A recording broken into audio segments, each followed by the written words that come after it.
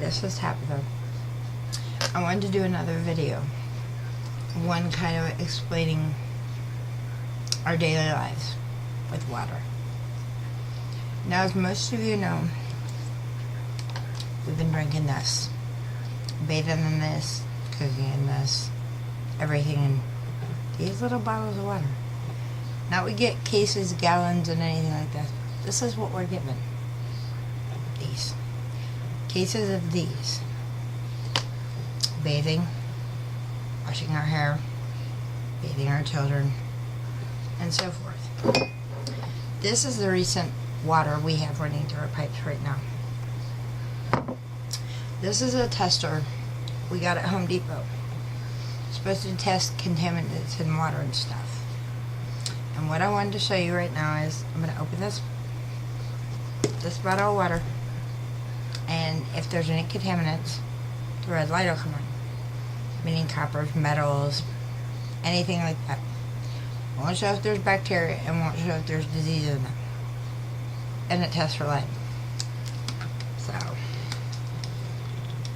because there's a lot of controversy about these being contaminated. So I don't know. Brand new. Brand new. It's clean. I'm pushing the button. So it's clean. Now, dry it off. Wipe it down. Brand new tester. Our water that we're receiving right now out of our tap, this is tap water. It's not bottled water, tap. That they're saying is good to drink. No. It's not. So if it's not good enough to drink, it's not good enough to bathe. That's just one of the issues. Another one that is really, really scary around here is we don't know what kind of disease, bacteria, or infections we can get from this water. But the one that's been going around, and probably most of you heard, is Legionnaires. We have had 12 people die, lose their life from this water. Now, I'm not quite sure how Legionnaires works, what it comes from. I do know if the water is hot, it comes from the vapor, the whatever. What I call the smoke from the hot water or whatever. And when you breathe it, it goes into you. Makes you sick. Could kill you. So how many people do you think, you've seen my test, do you think want to take the chance of even bathing in it? People probably still breaking down in it. The problem is, one of the issues is like my daughter. My daughter broke out and still breaks out from the water. Not in rashes or anything, major rashes. Because of the chlorine they put in the water, her skin is very sensitive to it. So, you see how, big I am. I'm just 5'9". She's almost my height. She's about 5'6". Could you imagine her having to take these and bathe in it? Or me? Or anybody else?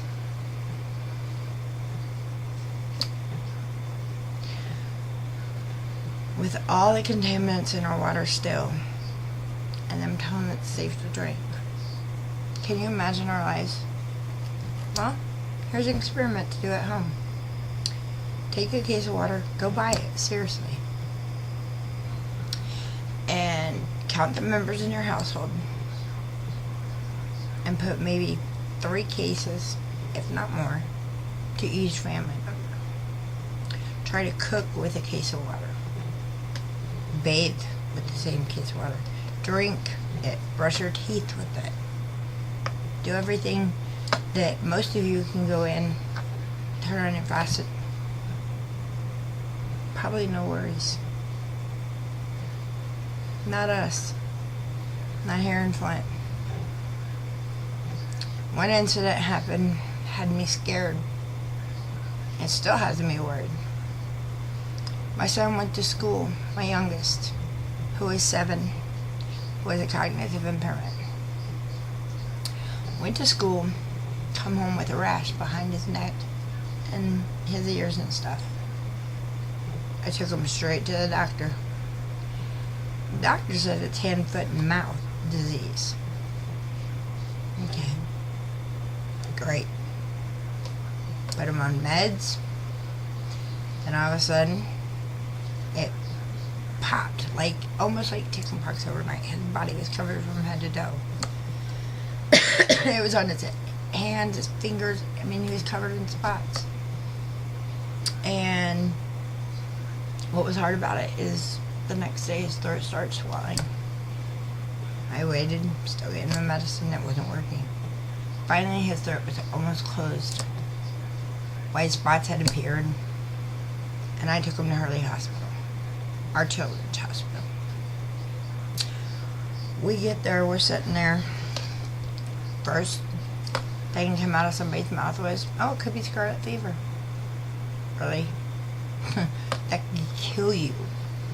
So now I'm sitting here panicking. Doctor walks in,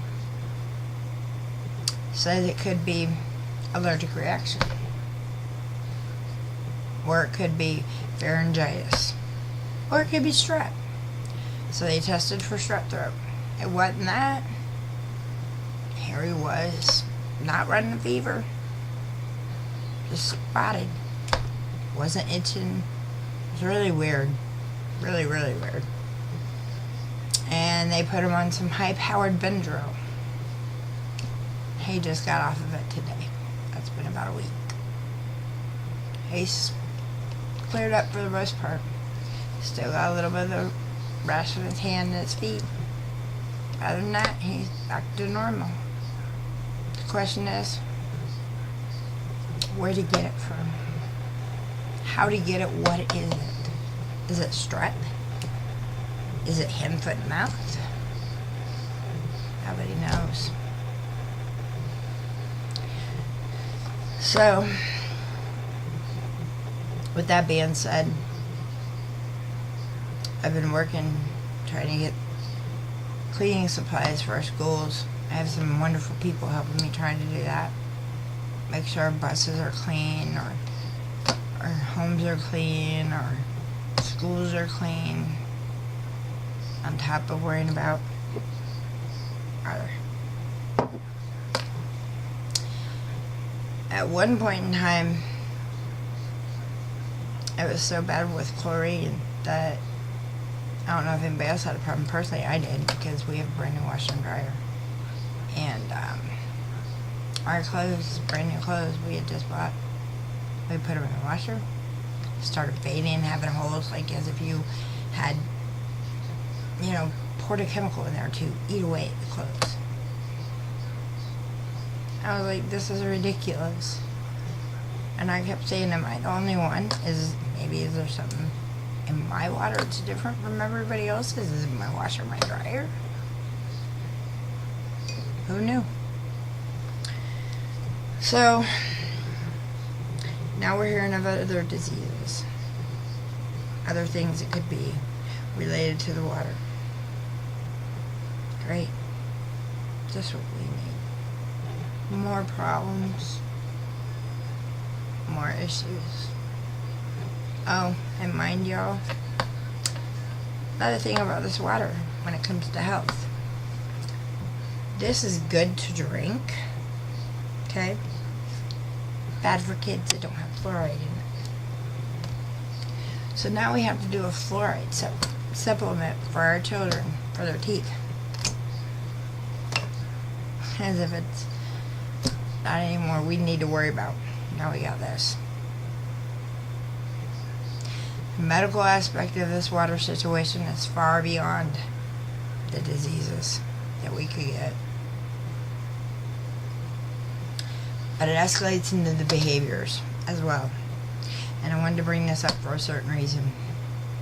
Because now, with all the kids that have been exposed to lead, all the behavior problems that could increase, now we're starting to see an increase in psychiatric meds that let's keep victimizing our kids. This was my point to my last video when I said kids are still being victimized. And yet, we do not have a psychiatric unit here for adolescents in Genesee County or in Flint. So you got doctors and psychiatrists and whatever putting these kids on some drugs, high-powered. Some of them even FDA approved for a child. Let me give you an example. I put my daughter on it. It's called Latuda. And they said it could possibly cause side effects. I said, no, I don't want her on it. She was thrown into a hospital, of course, because of her behavior. Cops came and put her in, put her in the hospital, whatever. And in the hospital, at Hurley, we were threatened with CPS and said, you're gonna put her in a psychiatric ward. And I went, are you kidding me? I cannot believe this. This is unreal. So in the psychiatric ward, when they told me they were going to put her on Latuda and that I have all the rights in the world, they threatened me with CPS again. They said, we'll call CPS on you for neglect. Really? You should have seen what this drug did to my kid. So we got her home. She's on the medicine. My daughter becomes homicidal and suicidal. And this is okay because it works. Everything works for state, county, entities. This all works. So now she's really in danger to me and my other two kids. I cried. I kept thinking, what are they going to do? Well, what next? Health, mental health, the disease in the water. What's going to happen to us next? Final straws, I went to the doctor, her pediatrician, and her family doctor, and I said, look, she can't be on this. There's got to be something else. She's got to be on meds. Put her on something else. Finally, her family doctor did. Saved her. Because I got my daughter back. But how many more kids? How many more diseases? How many more mental health problems from this? From a life-saving resource that we need.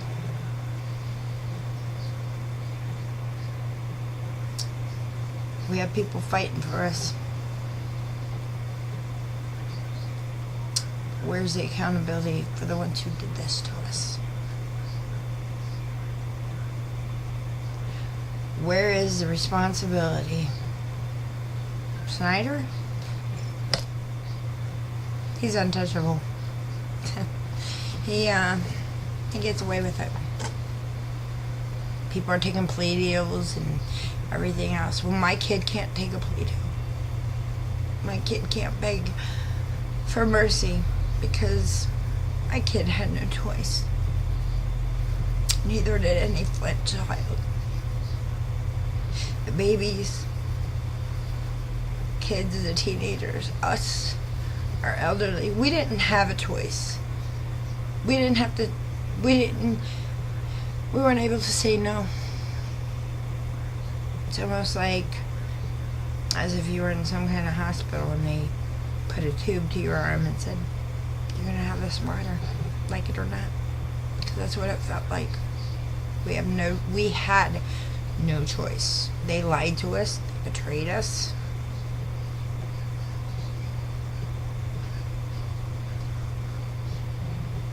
Where is our kids' right? Where is their day in court? They didn't have nothing.